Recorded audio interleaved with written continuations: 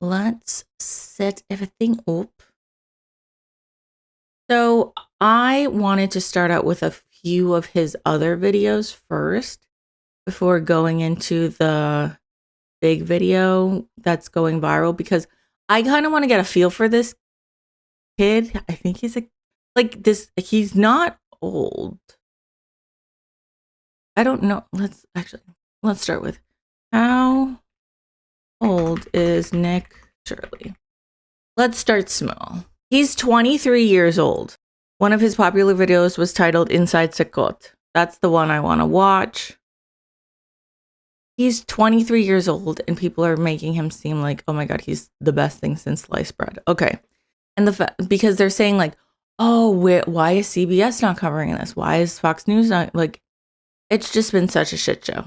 And I have a lot of issues with that. Okay, this one is the Sekot video. Let's watch this one first to see what exactly and why. This is 6.6 million views. This was a year ago. Now when an inmate walks... Oh my gosh, I've seen this fucking video. Yes. And 60 Minutes used this video to corroborate some of the abuses to corroborate what they were saying. The people that were sent to Sekot. Let's see. This is going to piss me off. I already know. It's fine. Now when an inmate walks into this door, he never leaves. Here are some of the most dangerous... Yeah, that's like totally normal. And I said this like previously, like when I'm talking about the whole 60 Minutes thing. I'm sorry, but I do not believe even gang members or murderers should be living in that condition. I do not. I do not. I believe that everyone should be treated with human rights. And people are like, well, they killed people or they did crime. I understand that, but I still believe everyone should be treated humanely. Just because their actions were wrong doesn't mean how we treat them makes it even better. It actually kind of doesn't. Like, they're on steel fucking bunk beds with no mattresses. They're drinking from water that they use to go to the bathroom, drink, and use the as a shower. Which is very, very concerning. They're being tortured. They're being sexually assaulted. They're being raped. I'm sorry. I do not believe that people who have done bad things should be treated this way. I don't.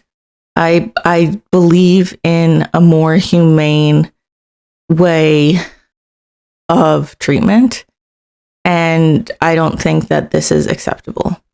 So I truly don't care what any of them did. Actually, I don't think any of them should be in this concentration camp at all. I don't. There's people in the world you can see. They have their tattoos. MS-13 is tattooed on their foreheads. Barrio 18. All these guys. Yeah.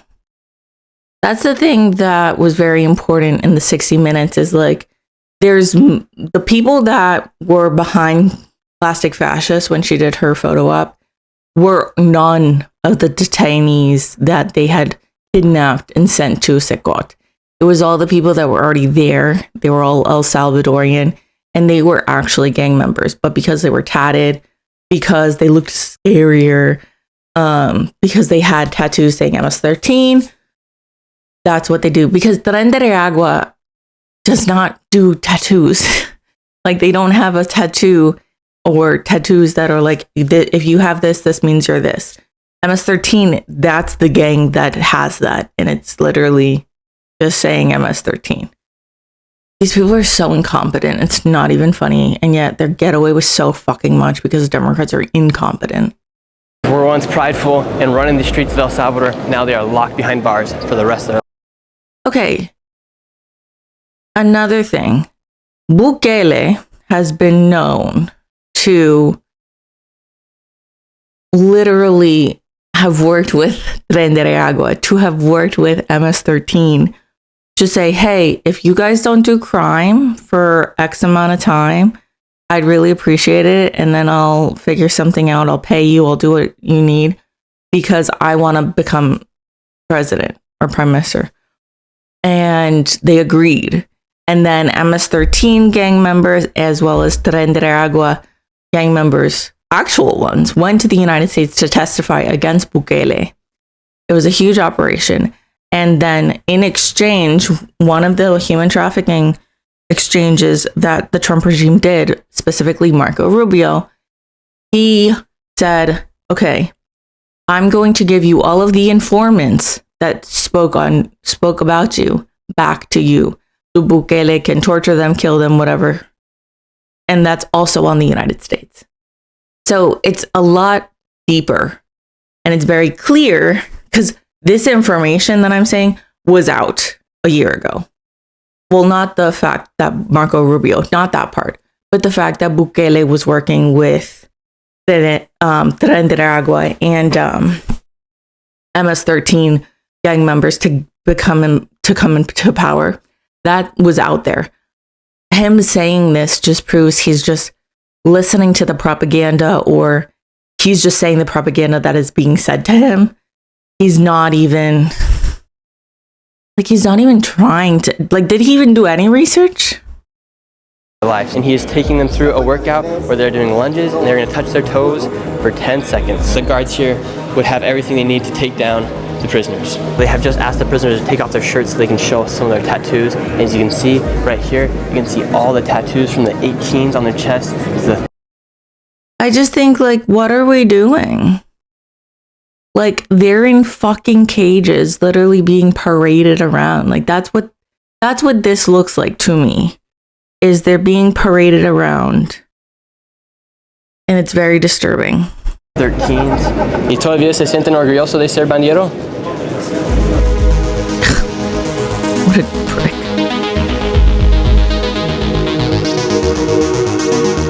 Today I'm here in El Salvador outside of CECOT, El Centro de Confinamiento de Terrorismo. It translates to the Center Terrorism Confinement here in El Salvador. It is the biggest and most up-to-date prison in all of the Americas. It is capable of holding over 40,000 inmates, and it is home to some of the most dangerous people in all of the world. This prison was specifically designed to incarcerate any gang member that has any affiliations with gangs such as MS-13, Barrio 18, and they are responsible for crimes such as murders, extortions, kidnappings, narco-trafficking, drug dealing, any crime that you can possibly think of, these people inside have committed. And it is important for you watching this video to understand just how dangerous this country used to be. This country used to be controlled by gangs such as MS-13 and Barrio 18, as they would make secret pacts with presidents and political leaders here inside the country. However, in 2019, Nayib Bukele. So he did this is a propaganda video. So it literally says that they made pacts with, but where's the Bukele aspect? Was elected as president, and since then the homicide rates have dropped to record lows, and now it is safer to be here inside El Salvador than it is to be inside the United States or Canada. It is literally the safest country in the entire Western. So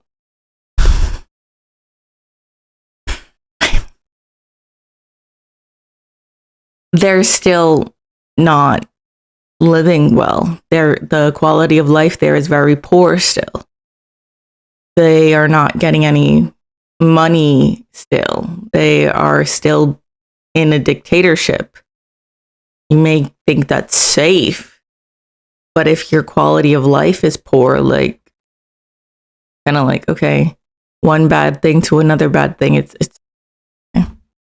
hemisphere. And come with me today as we enter into CECOT, and I will show you what life is like for the prisoners here, what they are doing to make sure that these people will never leave. And I'm going to show you the technology that they are using inside of this jail to make sure that this country is as safe as can be. Inside of this jail, you get absolutely no service. These prisoners have absolutely no contact with the outside world, and they have no way of getting a hold of anybody. And the reason why they cut off the self-service here inside this building is because gang members used to be able to run their gangs from inside these jails. However, with these new rules that they have implemented, such as cutting off the service, these gang members have absolutely no contact. This is a child speaking. Like, it's okay, he's 22 in this, but like, he is like, the fact that people, specifically like senators and Congress people, are like, this is the newest journalism, like he's doing journalism. This is someone who's doing propaganda, and that's a very big difference. With the outside world.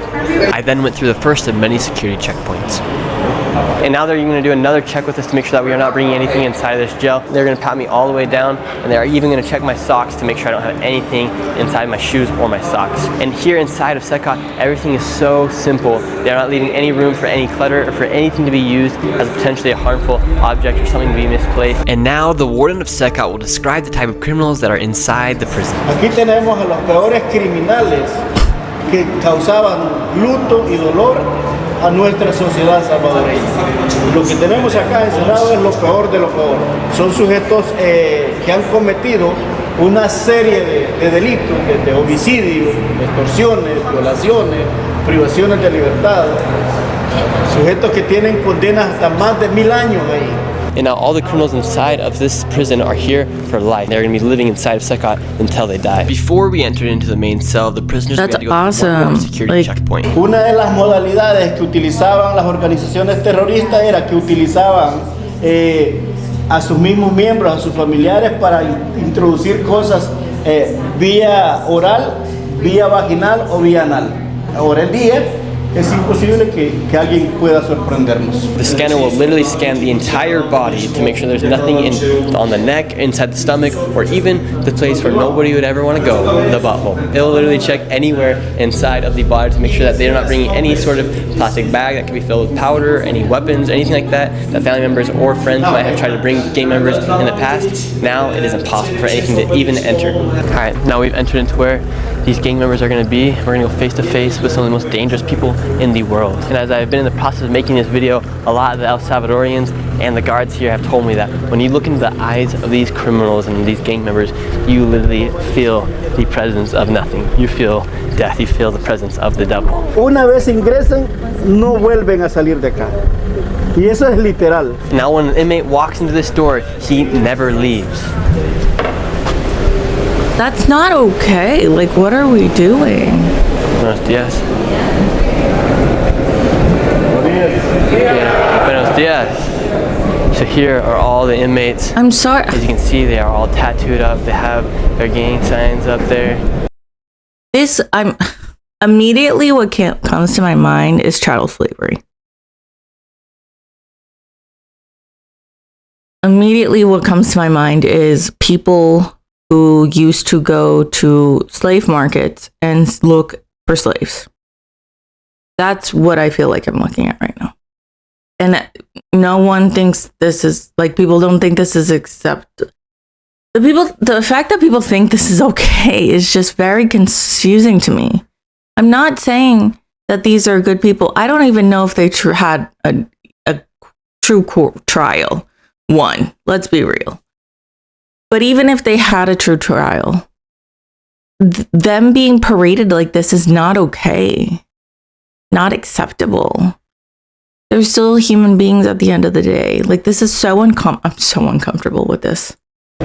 Holy cow, you can see tattoos. And how many people are inside of one cell? What the fuck is wrong with tattoos? Okay, I don't even know how many tattoos I have. I have a lot of tattoos.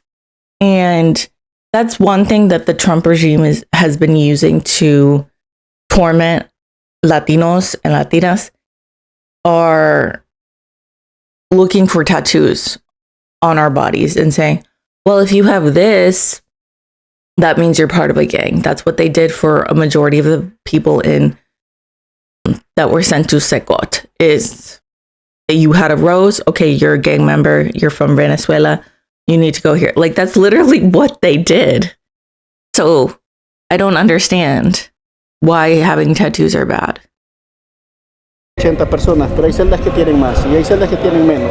Here are some of the most dangerous people in the world. You can see that they have their tattoos. MS-13 is tattooed on their foreheads, Barrio 18, and they're here for life and they can never leave. And inside of these prison cells, literally everything happens inside.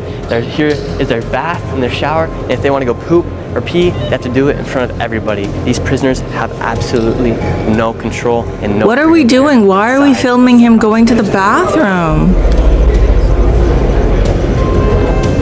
This is just violating everyone's privacy. I don't like this.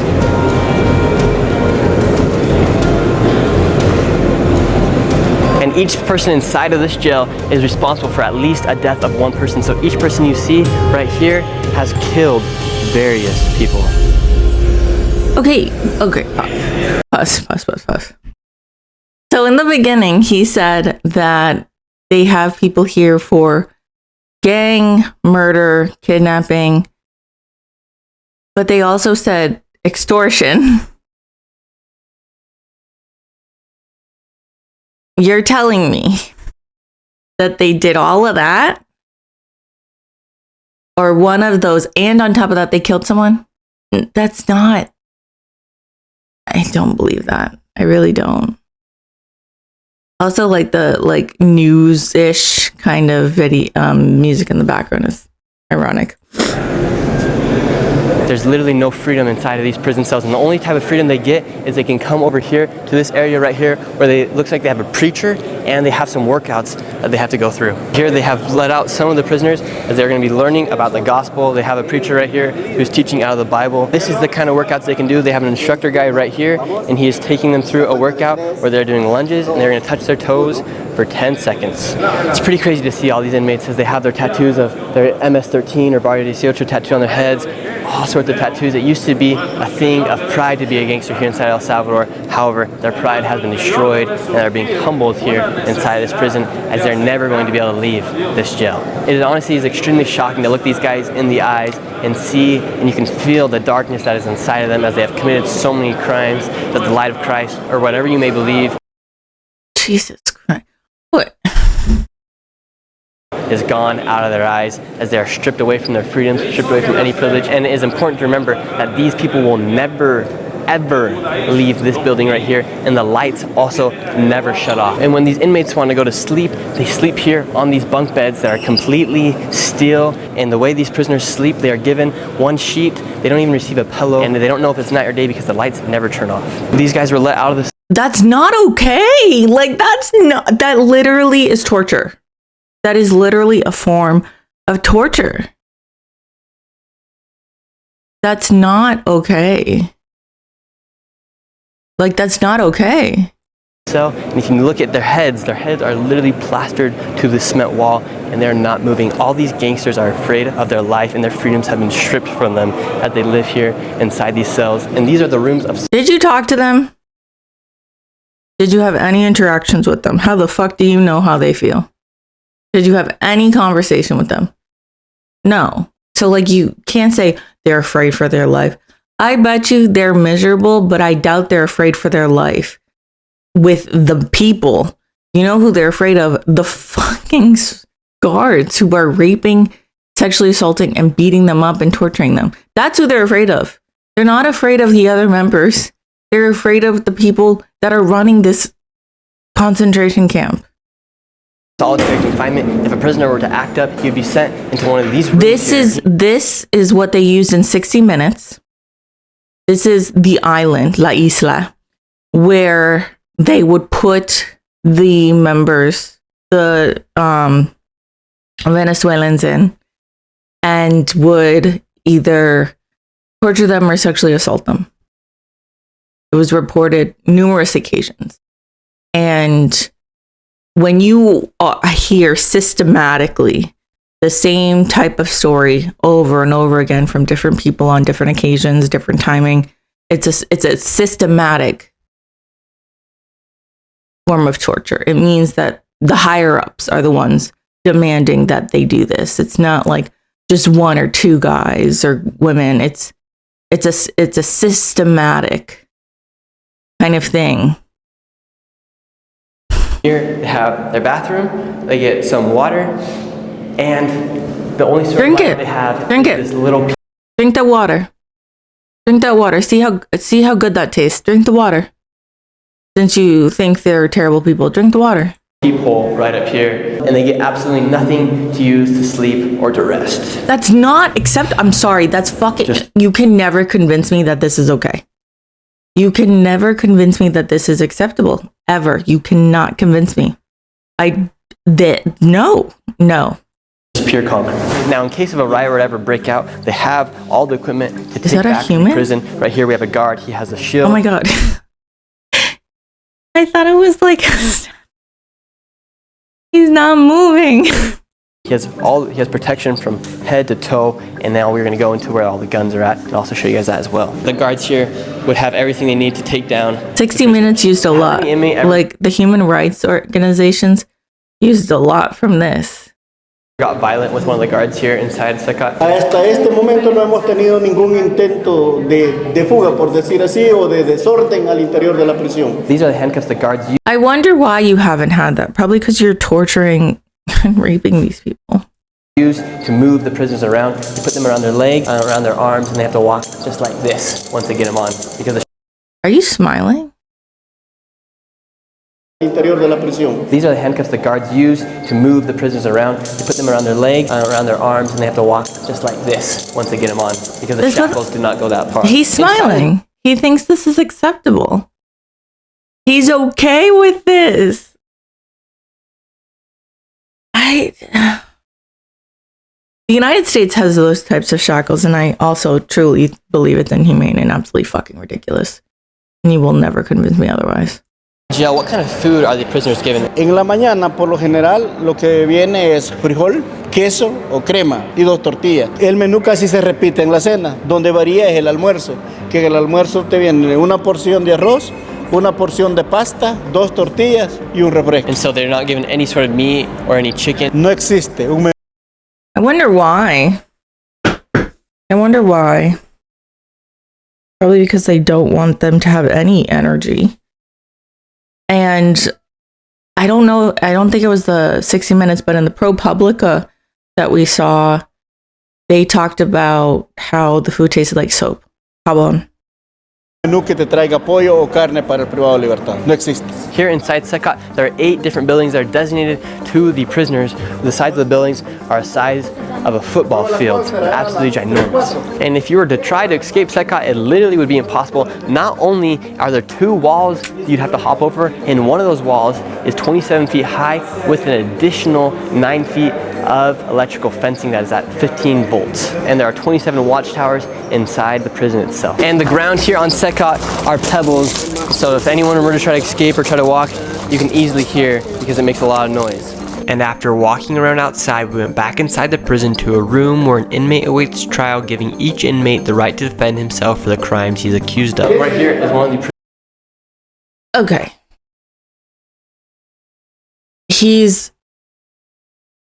They're contradicting themselves. So they're saying anyone who goes in there will die there. Then now they're saying anyone who goes in there has the right to defense to prove what? If you said like anyone who's in there is already guilty. Like, none of this is acceptable. Prisoners, and he is on a Zoom call right now because he is trying to prove that he's innocent. He's talking to the judge through a Zoom call, and if he wants to talk, he has to raise his hand in order to talk to anybody. And now they have asked the prisoners to take off their shirts so they can show some of their tattoos. Okay, another form of, that reminds me exactly of chattel slavery. Literally, slaves were told during these markets to show them their muscles, show them their teeth, show the buyers different parts of their body so the buyers could see what they were purchasing. It's inhumane. It's fucking disgusting. And that's exactly what is happening right now. We don't need to see the fucking tattoos. No, we do not need to see the tattoos.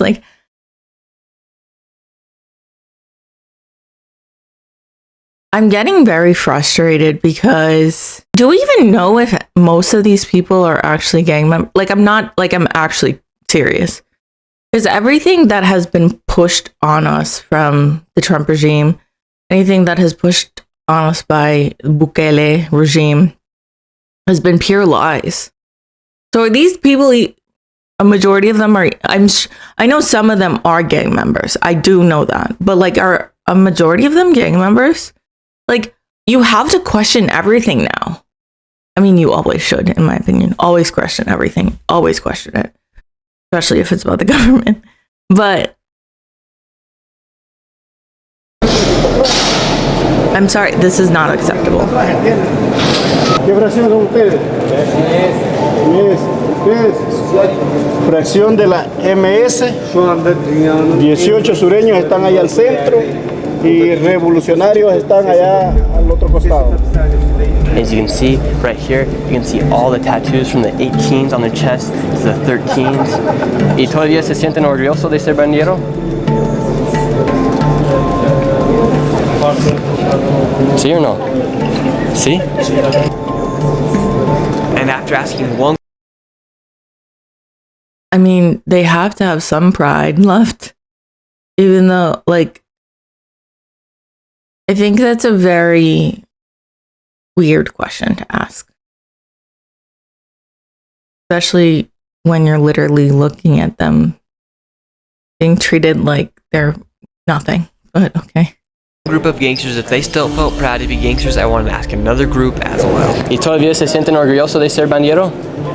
And this group of gangsters' response was a little bit different than the last. No. All these guys were once prideful and running the streets of El Salvador. Now they are locked behind bars for the rest of their lives. It's pretty amazing to think about it, what Nayib Bukele has been able to do with this country. The streets are as safe as they've ever been because all these guys are out. And I want to emphasize that behind each one of these people that are inside this jail is a life that was taken away because each person here had to at least kill one person to get inside this jail. There are thousands of lives that were taken away. You're contradicting yourself. You're contradicting yourself. First,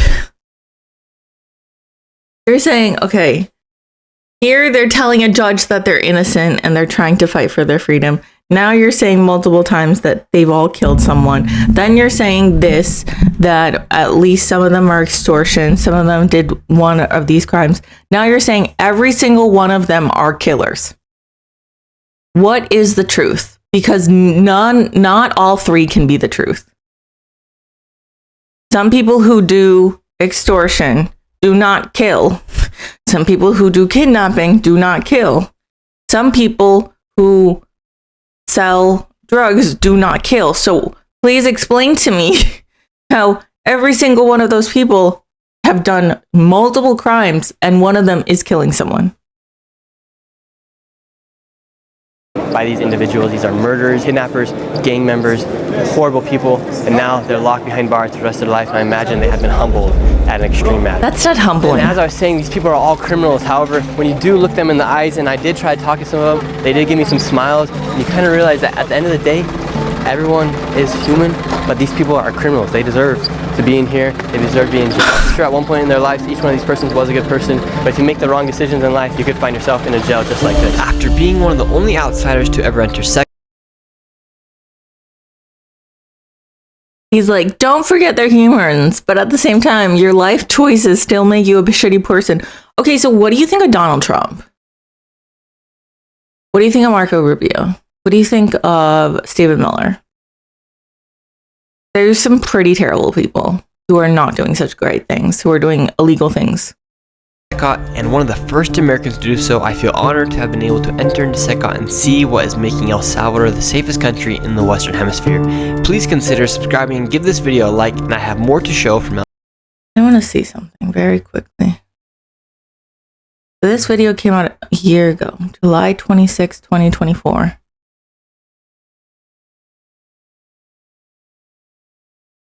I have a feeling that he was brought in by the Trump regime. Okay. Let me see. Wait, what was it? Trump, July 20.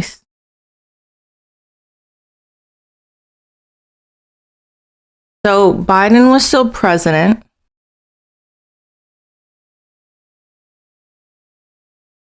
And Trump was speaking at Turning Point USA. Oh, the next day he was meeting with another criminal, Netanyahu. Okay. What was he doing?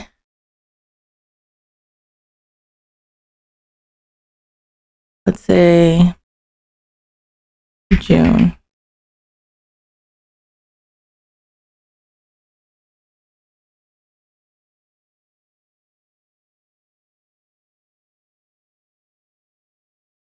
When did Trump say they're killing the cats, the dogs? There's no way you can convince me. September 10th, 2024.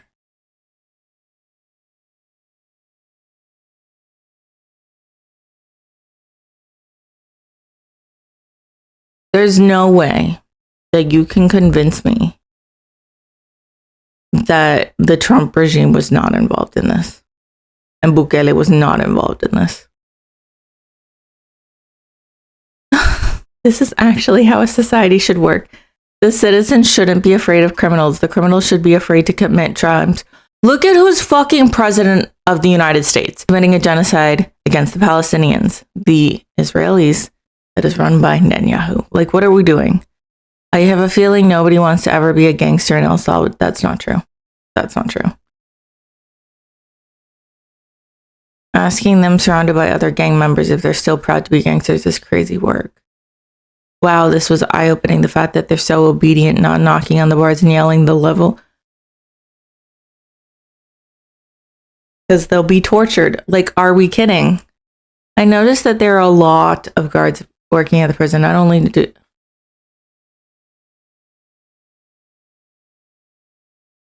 Prisons in El Salvador be labeled as fuck around and find out. If America had a prison system like this, we would have way more beautiful country. Yep. Completely. We would have such a beautiful country. We wouldn't be exactly where we are, literally creating concentration camps with innocent civilians left and right. Okay, sure.